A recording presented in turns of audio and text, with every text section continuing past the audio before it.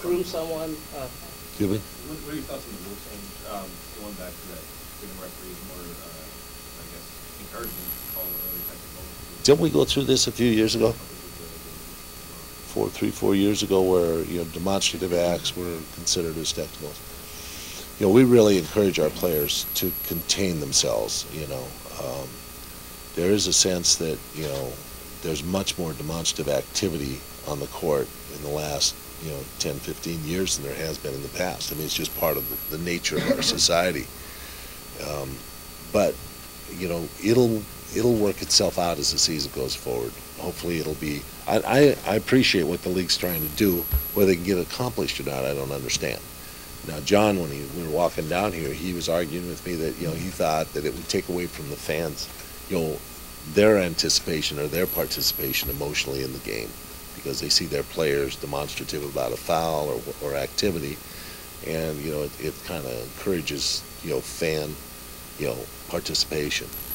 But I'm not so sure. I've always liked players that can contain that and be capable of understanding what the situation is on the floor and dealing with it. No one at Kobe was edged up against that 16. Yeah. I think he totally understands, that, he's got a limitation, and that's where it's at, and it's ceiling, and he's capable of handling the ceiling, at that point. Do you try to groom someone like a Brian Shaw to replace you if this is your last year, to make it a seamless transition? It seemed like he was kind of the talk of someone. Are you more conscious about that if this is indeed your last year, to kind of help bridge that gap? That's an interesting topic, because I think all of the coaches that I have are in a position, to have, leadership moments and participation and a voice with our team. So, it really is something I've always promoted, is that the coaches always have a voice. So that part, is no doubt about it. Brian has been a vocal part of my staff for as long as he's been here. To actively, do that, it's not my job. That's, the people upstairs that are going to make a choice, and they have the freedom to do that.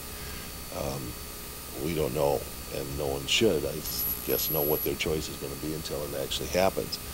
But my guess is, I hope it's one of the guys off the staff that they choose. And Brian's, pretty obvious. Chuck's going to have a future in this game, and someone's going to be a head coach as we go forward here, and that choice is up to them. Any thoughts on Don Hill? Yeah, I'm not surprised, but yet I don't like the way Don had to go out. I'd like to see him coaching on the floor and saying, this is my last year. He had a long tenure. He's done a lot for the game. A lot of the rules changes we have are changes that Don sat on the committee that helped move this league along towards those illegal defensive things that we used to have years ago, to the isolations that were on the floor. A lot of them benefited Don's teams, but I mean, it was still, I still think it was, it moved the game forward, and we've been really glad for that. And I've always had a good relationship with him, except when we played against each other back in the 70s and the late 60s. But he's been a great guy for the NBA, and I wish him great success, in his retirement. He's had a great living here in the NBA. I remember that Hack-a-Shaq game, I think it was in Dallas. I think the comment was that leave it to Nelly to mess this up, or nobody can mess it up. Did your relationship survive, comments like that? Oh yeah, without a doubt. I mean, Don always had a wrinkle in his game that was, whether it was Hack-a-Shaq or something that was a unique thing in the game that was special, that would take advantage of rules.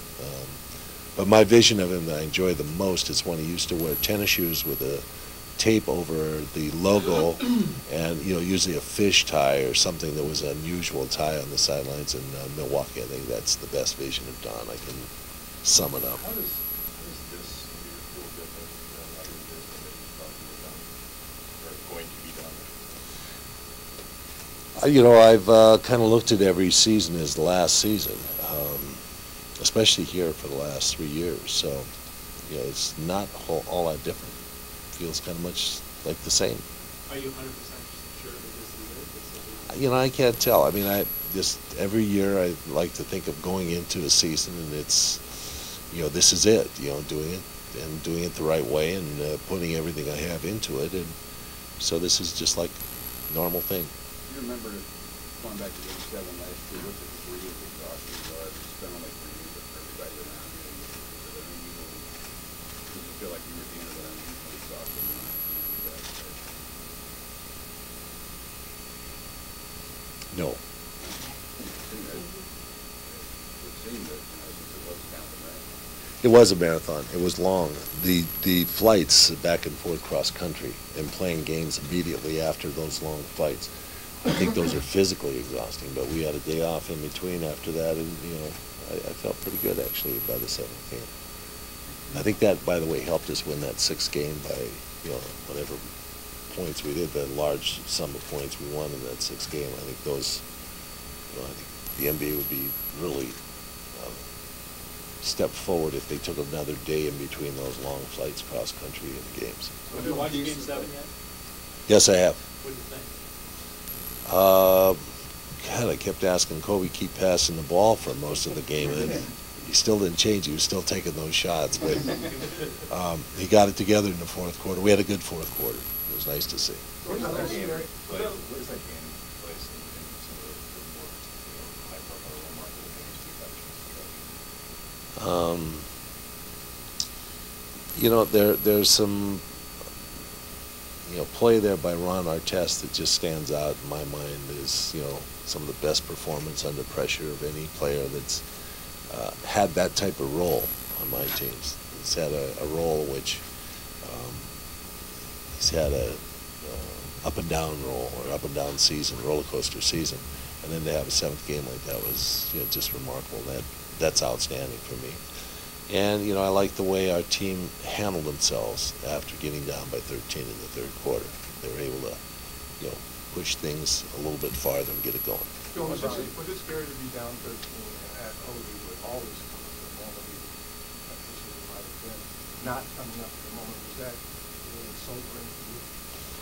Well, you know, I was, you know, really impressed with, you know, our team when Derek, you know, was able to stand in there and say, just play the game, just run the offense, just let the offense work, it'll all work itself out. And it's what I've been encouraging the team to do, is just to get things going the right way. We had to get back to the most basic part of our game, and that's really what Kobe started doing it, and everything started coming together for him. Well, you know, with Perkins out until perhaps December, January, you know, they really bolstered themselves at the power position. I think it's, you know, Celtics and, you know, Orlando, Miami, it's going to be a race, or Atlanta. They're going to have a race out there, and I think, you know, Boston helped themselves in the process. Are you surprised that he's your favorite to win all? No, not really. You know, I can see that, you know, people would, you know, favor them. I still think, you know, basketball is won with defense, and, you know, the Celtics play defense and they know how to do it. You know, whether they can sustain it for 82 games in the regular season, I don't know. But, you know, that's what it's about. When the Lakers made this offseason, how do you characterize the way the roster appears on paper as compared to last year's? You know, I like what we've done. I think we've got, you know, speed. I think we've got the ability to shoot the basketball. I think we've got defensive ability. We have the size. You know, our game and our team, you know, relies on Kobe a tremendous amount, and a lot of it's about how he recovers and comes back after a surgery. You guys are the two-time defending champs, but most of the offseason talk is a bit about Miami and other guys switching teams. Does it feel like you guys are flying under the radar a little bit? Is this unusual being this position? No, you know, I don't pay much attention to that, so I feel like, you know, we're doing right what we should be. way people know where we're at. You We've talked been about going how last it's not year's- all about talent, and how does the team's chemistry change when it's working perfectly? Does it change? Yeah, it changes. We have 5 new team members this year, or probably will have 5. So a third of the team is going to be different. And so we're going to have to bring, some young people in and bring the guys that are veterans, into our game. But we have a solid core of guys. We have 7, 8 core guys that really know how to play together and know what our way is of doing things. So I think we'll be able to embrace these guys and bring them in, and I think the chemistry will be good. We've got good people that are coming in that want to be here and want to do this work.